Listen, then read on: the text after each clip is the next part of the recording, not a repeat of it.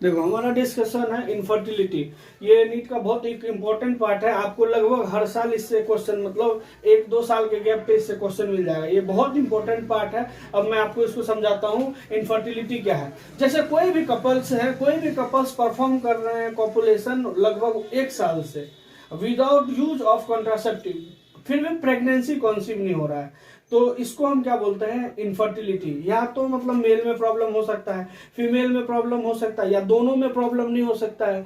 तो क्या रीजन है जिसके कारण प्रेगनेंसी कंसीव नहीं हो रही है, वही होता है इनफर्टिलिटी। अब उस इनफर्टिलिटी को रिमूव किया जाता है, it is prevented by ART. लेकिन एआरटी हम डायरेक्ट अप्लाई नहीं करते हैं, वो एक सीक्वेंस में। सबसे पहले होता है नेचुरल प्रोसेस। नेचुरल प्रोसेस में हम क्या करते हैं, पहले मेल को चेक करेंगे। अब जैसे कोई इनफर्टिलिटी वाला पेशेंट आएगा डॉक्टर के पास, तो वो क्या क्या करेगा, वो प्रोसीजर देखते हैं, इसी से आपका सारा पैटर्न वाइज सॉल्व हो जाएगा। क्योंकि इनफर्टिलिटी क्या क्या प्रोसेस है वही हमको जानना है। तब इनफर्टिलिटी में सबसे पहले नेचुरल प्रोसेस अप्लाई करेंगे। सबसे पहले क्या करेंगे, मेल का सीमेन एनालिसिस करेंगे कि मेल में तो कोई प्रॉब्लम नहीं है, पॉलीस्पर्मिया, एंजियोस्पर्मिया। अगर ये दोनों नॉर्मल हुआ, अगर सबसे पहले क्या करेंगे, मेल में चेक करेंगे, मेल को चेक करेंगे कि क्या प्रॉब्लम है, पॉलीस्पर्मिया, स्पर्म में कोई प्रॉब्लम है, एंजियोस्पर्मिया। अगर ये दोनों नॉर्मल हुआ, फिर उसका पोटेंसी टेस्ट करेंगे। सेकेंड नंबर में उसका हम क्या करेंगे, पोटेंसी टेस्ट। पोटेंसी टेस्ट किसको बोलते हैं, पोटेंसी टेस्ट मतलब कैपेबिलिटी है उसमें सेक्सुअल एक्टिविटी का, नहीं मतलब या तो हो सकता है कि स्पर्म नॉर्मल हो, या तो हो सकता है पॉलीजोस्पर्मिया, एंजियोस्पर्मिया नहीं हो। स्पर्म जो है नॉर्मल है लेकिन उसके पास कैपेबिलिटी ही नहीं है सेक्सुअल एक्टिविटी परफॉर्म करने का, ये भी केस हो सकता है। तो सबसे पहले हम चेक करेंगे मेल को, क्या चेक करेंगे, सीमेन का एनालिसिस। और सीमेन का एनालिसिस में सबसे पहले हम करेंगे पॉलीजोस्पर्मिया, फिर एंजियोस्पर्मिया। और ये दोनों अगर नॉर्मल हुआ तो फिर हम उसका चेक करेंगे, उस मेल का इंपोर्टेंस मतलब पोटेंसी टेस्ट हम करेंगे। तो पोटेंसी टेस्ट क्या होता है, वो सेक्सुअल एक्टिविटी परफॉर्म कर सकता है नहीं कर सकता है। पहले तो उसमें भी नॉर्मल आया कि स्पर्म में कोई प्रॉब्लम आया, फिर हम ये भी चेक कर लिए कि इसमें सेक्सुअल एक्टिविटी परफॉर्म करने का कैपेबिलिटी भी है। तो अब ये मेल में तो मुझे कोई प्रॉब्लम नहीं नजर आया। उसके बाद नेक्स्ट स्टेप है, तब हम चेक करेंगे फीमेल में। देखो, लेप्रोस्कोपी, लेप्रोटॉमी जो होता है, लेप्रोस्कोपी, ये क्या होता है कि हम मतलब जो टेक्निक है उस टेक्निक से हम देखते हैं कहीं फीमेल में कहीं ब्लॉकेज तो नहीं है। जैसे वेजाइना, फेलोपियन ट्यूब, सर्विक्स की स्पर्म अंदर नहीं जा पा रहा है, फर्टिलाइजेशन नहीं हो पा रहा है, ये भी तो रीजन हो सकता है। पहले तो हम मेल को चेक कर लिए कि कहीं मेल में इंपोर्टेंसी, सीमेन का एनालिसिस किए कि उसमें कोई प्रॉब्लम नहीं है। फिर हम फीमेल को देखें, फीमेल में देखें कि कहीं कोई ब्लॉकेज हो गया वेजाइना में, सर्विक्स में, फेलोपियन ट्यूब में। अगर ये सब नॉर्मल है, ये सब नॉर्मल होने के बाद फिर तब हम चेक करेंगे, उसका फॉलिक्यूलर स्टडी करेंगे। फॉलिक्यूलर स्टडी करेंगे कि उसका ओव्यूलेशन क्या हो रहा है, ओव्यूलेशन होने के कारण जो है फॉलिक्यूल्स फॉर्मेशन में कुछ प्रॉब्लम है या और कोई चीज में प्रॉब्लम है।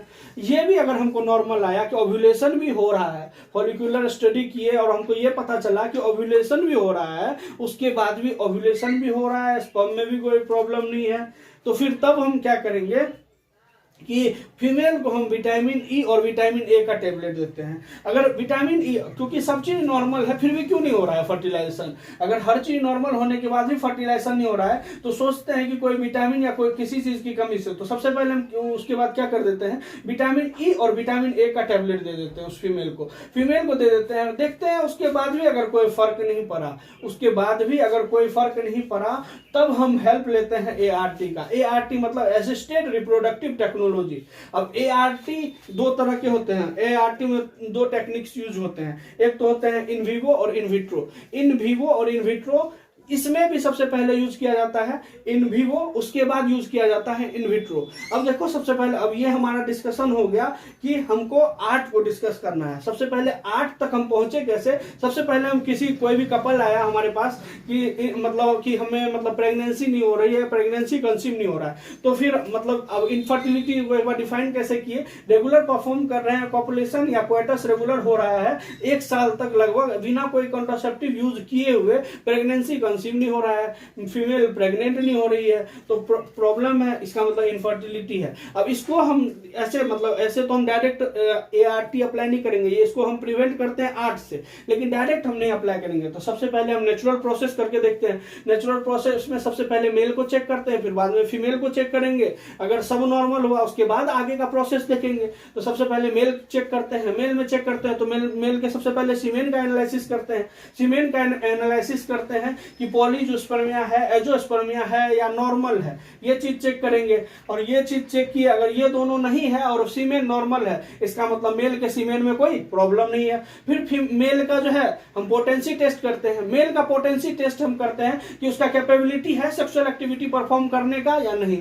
या तो उसका स्पर्म नॉर्मल है लेकिन वो सेक्सुअल एक्टिविटी परफॉर्म नहीं कर पा रहा है, या तो ये प्रॉब्लम हो सकता है। लेकिन अगर पोटेंसी टेस्ट किए ये भी अगर नहीं प्रॉब्लम आया कि वो सेक्सुअल एक्टिविटी परफॉर्म कर सकता है, ना एजोस्पर्मिया है, पॉलीजोस्पर्मिया है, कोई ये दोनों कोई प्रॉब्लम नहीं है, तब हम अब चेक करेंगे फीमेल को। फीमेल को चेक करेंगे तो फीमेल में लेप्रोस्कोपी टेक्निक है जिससे हमको पता चलता है, मतलब ब्लॉकेज वगैरह का पता करते हैं। तो हम क्या करते हैं, उससे पता करते हैं कहीं की स्पर्म वेजाइना में जा ही नहीं पा रहा है, सर्विक्स में जा ही नहीं पा रहा है, फेलोपियन ट्यूब में कहीं ब्लॉकेज है, ओव्यूलेशन से ओवम नहीं आ पा रहा है। तो हम क्या करते हैं, लेप्रोस्कोपी से चेकिंग करते हैं कि फीमेल में कहीं ब्लॉकेज तो नहीं है वेजाइना में, सर्विक्स में या फेलोपियन ट्यूब में।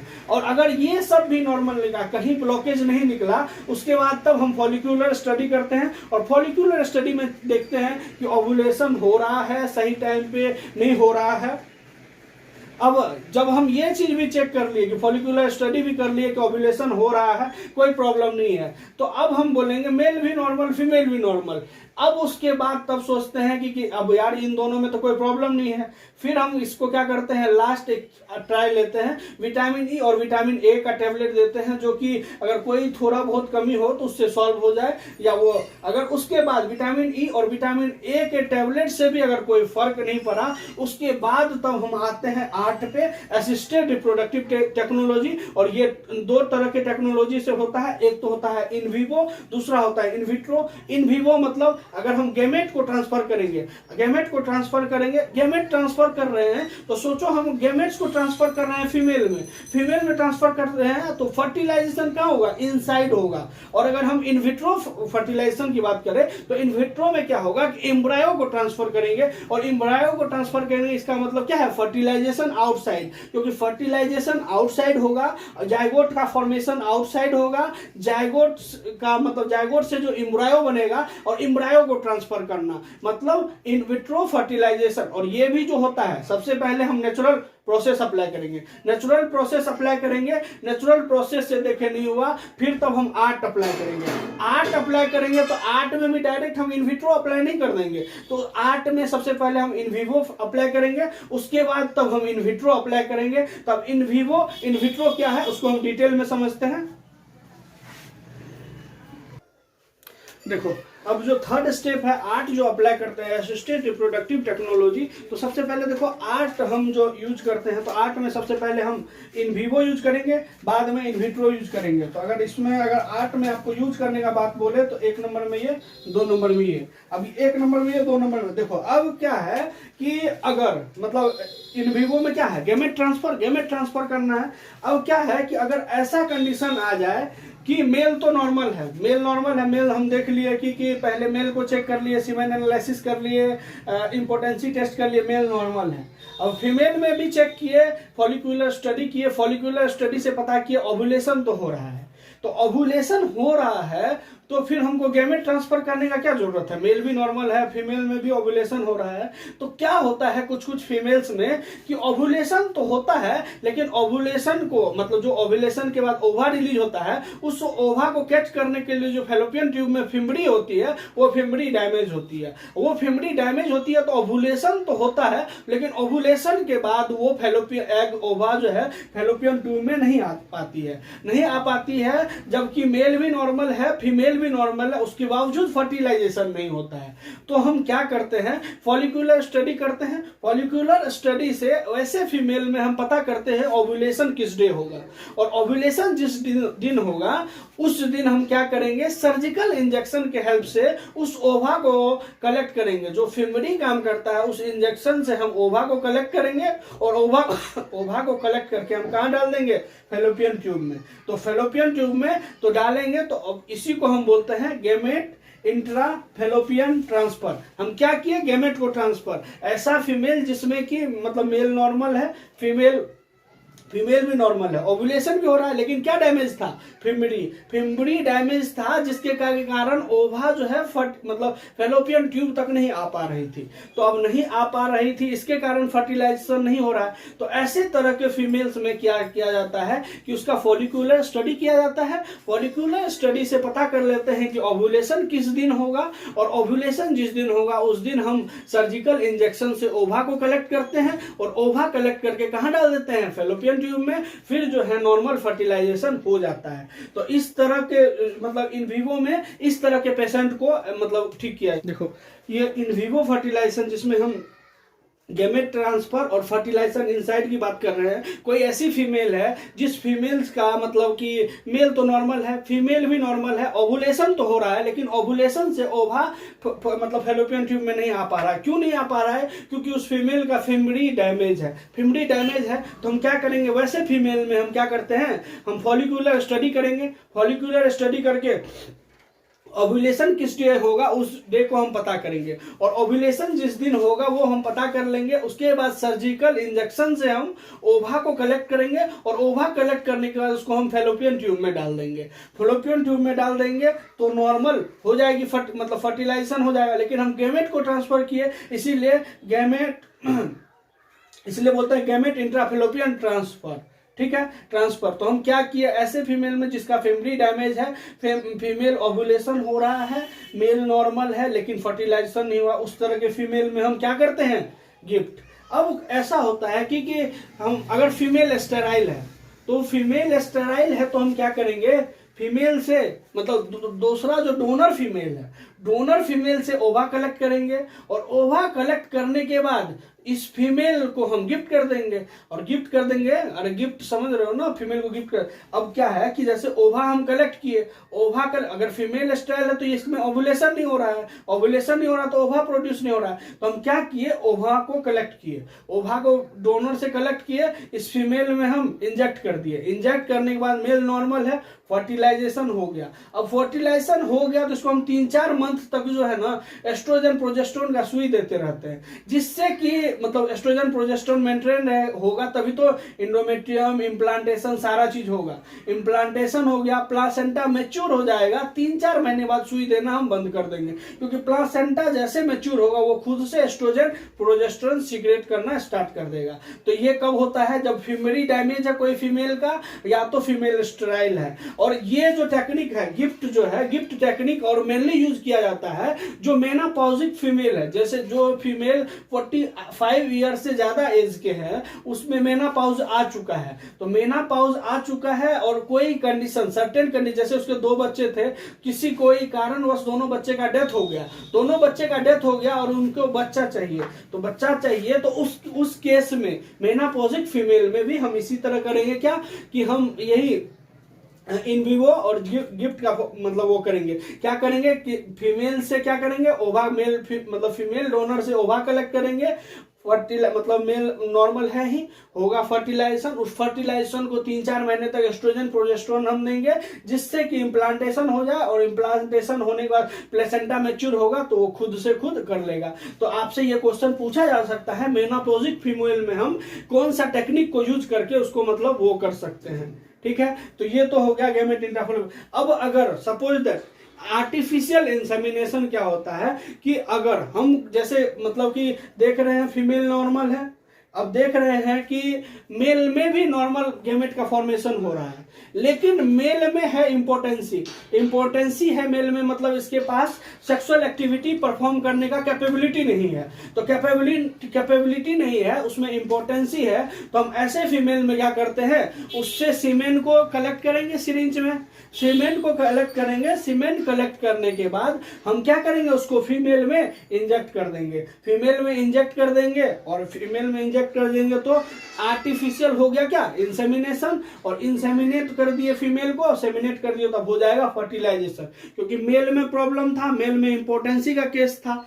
अब ये और भी कब किया जाता है कि अब जैसे मतलब मेल जो है जिसमें एंजियोस्पर्मिया है, तो अब हम क्या करते हैं, फीमेल तो नॉर्मल है, तो हम क्या करेंगे, मेल डोनर से हम स्पर्म को कलेक्ट करेंगे, मेल डोनर से स्पर्म कलेक्ट करेंगे और उसमें फीमेल में इंजेक्ट कर देंगे, और फीमेल में इंजेक्ट कर देंगे तो फिर हो जाएगा फर्टिलाइजेशन। क्योंकि इसमें एंजियोस्पर्मिया है तो फिर दूसरे से लेना पड़ेगा, मेल डोनर से लेना पड़ेगा। अब यही आर्टिफिशियल इंसेमिनेशन जो है, अब इसी का एफिशिएंसी इंक्रीज करने के लिए हम इंसेमिनेट कर दे, अगर यूटेराइन में, अगर हम इंसेमिनेट कर दे यूटेराइन में, तो उसको बोलेंगे इंट्रा यूटेराइन इंसेमिनेशन। क्योंकि हम मतलब आर्टिफिशियल इंसेमिनेशन जो करेंगे, हम क्या किए, इंजेक्शन से, मेल डोनर से हम क्या लिए, सीमेन कलेक्ट किए, सीमेन कलेक्ट करके वेजाइना में हम क्या किए, इंजेक्ट कर दिए, और वेजाइना में इंजेक्ट कर दिए। इसका इफिशिएंसी हमको बढ़ाना है, तो हम इस सिरिंज की हेल्प से डायरेक्ट हम इसको कहाँ, मतलब इंसेमिनेट कर दे, यूटेराइन में कर दे, तो फिर इसको बोल देंगे इंट्रा यूटेराइन इंसेमिनेशन।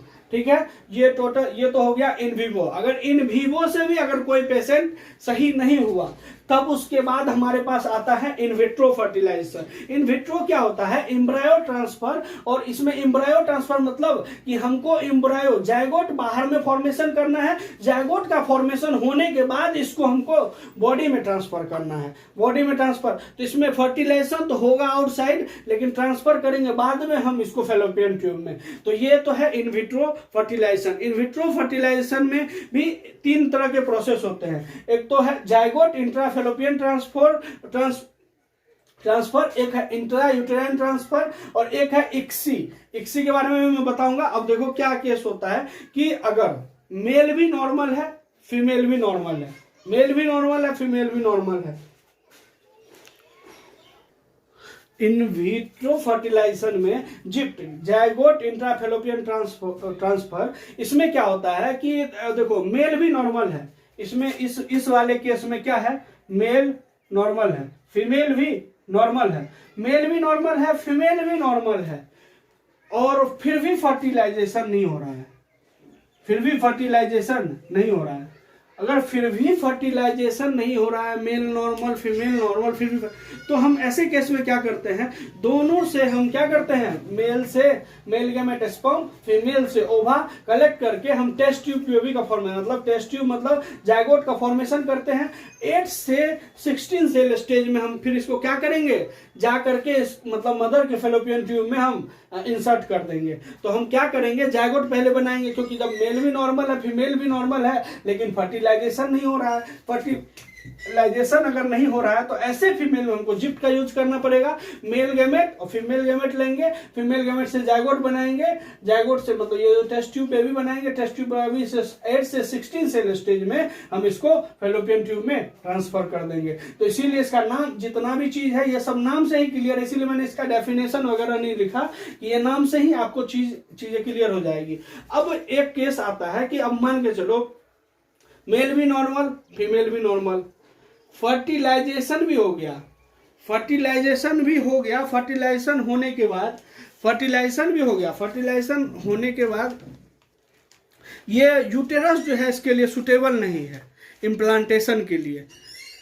तो अगर ऐसे केस में हम क्या करेंगे कि अगर यूटेरस सूटेबल नहीं है इम्प्लांट। देखो मैंने अभी एक केस तो ऐसा बताया कि दोनों नॉर्मल है, फर्टिलाइजेशन ही नहीं हो रहा था, तो हम क्या किए, बाहर फर्टिलाइजेशन करा दिए।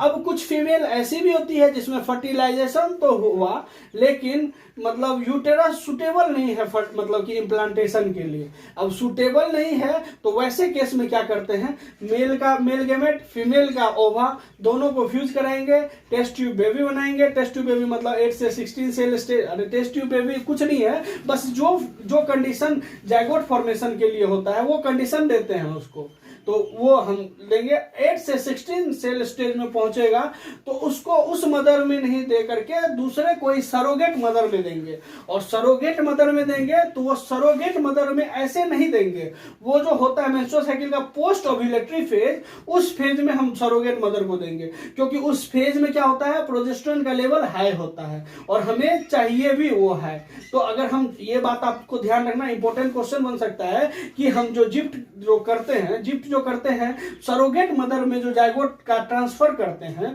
तो उस मदर में जो करते हैं उसके कौन से फेज में, तो उसके पोस्ट ओव्यूलेटरी फेज में। रीजन क्यों, क्योंकि उसमें प्रोजेस्टेरोन लेवल उसमें हाई होता है उस फेज में। तो जिफ्ट के लिए तो आपको समझ में आया कि कैसा फीमेल होना चाहिए, कैसा फीमेल मतलब क्या प्रॉब्लम होना, नॉर्मल मेल है नॉर्मल फीमेल है और अब उसमें फर्टिलाइजेशन ही नहीं हो रहा है, तो बाहर फर्टिलाइजेशन करा के हम फैलोपियन ट्यूब में डाल दिए, अब हमारा हो गया मतलब फर्टिलाइजेशन।